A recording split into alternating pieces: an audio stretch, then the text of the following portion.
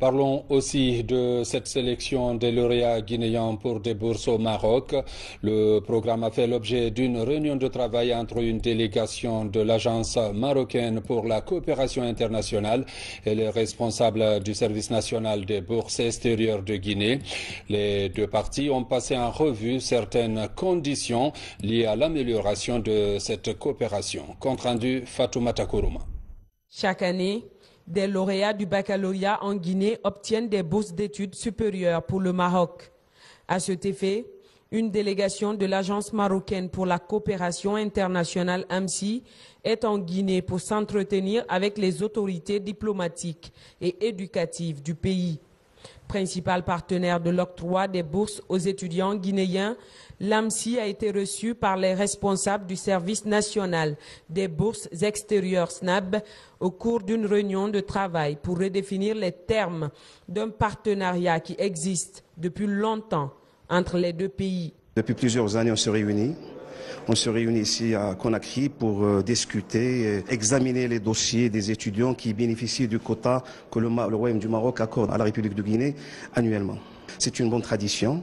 Donc on a eu l'occasion de nous revoir après une suspension qui a duré 2 ans à cause de la situation pandémique. Notre présence ici témoigne de cette volonté de continuer à recevoir les étudiants guinéens au Maroc. Le travail technique va suivre. Après 2 ans d'interruption, cette réunion de travail entre les équipes du SNAB et de l'AMSI va consister à sélectionner les étudiants guinéens aptes à bénéficier de bourses pour le royaume chérifien. Cette année, il faut dire que c'est quand même quelque chose de particulier. Cela tient à la volonté des autorités du CNRD et du ministre directeur de cabinet d'impulser une dynamique nouvelle au service national des bourses extérieures.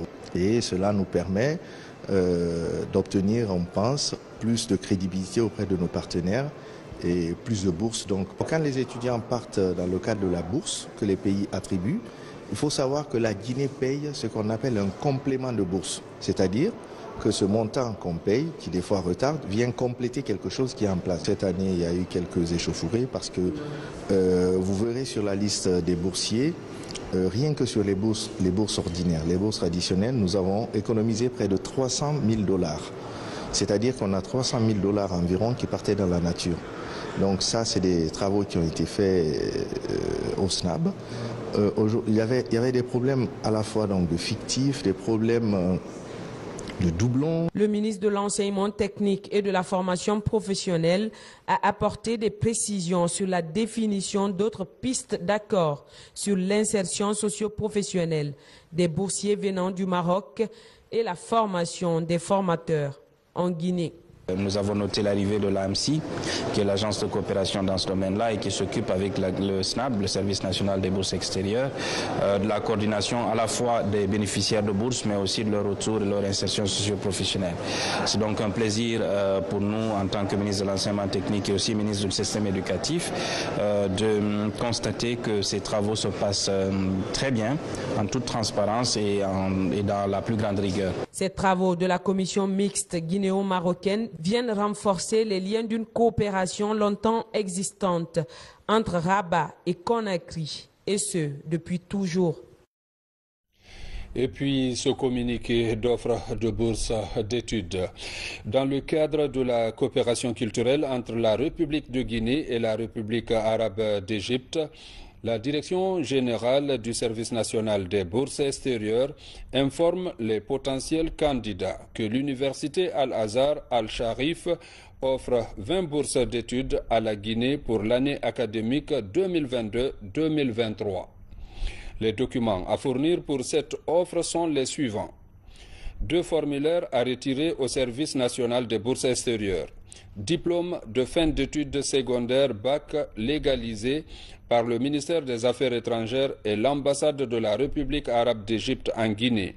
Relevé de notes légalisé par le ministère des Affaires étrangères et par l'ambassade de la République arabe d'Égypte en Guinée. L'original de l'acte de naissance indiquant le nom et la nationalité de la mère, légalisé par le ministère des Affaires étrangères et par l'ambassade de la République arabe d'Égypte en Guinée. Au cas où le nom et la nationalité de la mère ne figurent pas dans l'acte de naissance, Tout autre document l'indiquant peut être joint à condition qu'il soit légalisé par les deux parties mentionnées. 6 photos d'identité récentes fond rouge avec le nom et la nationalité du candidat derrière.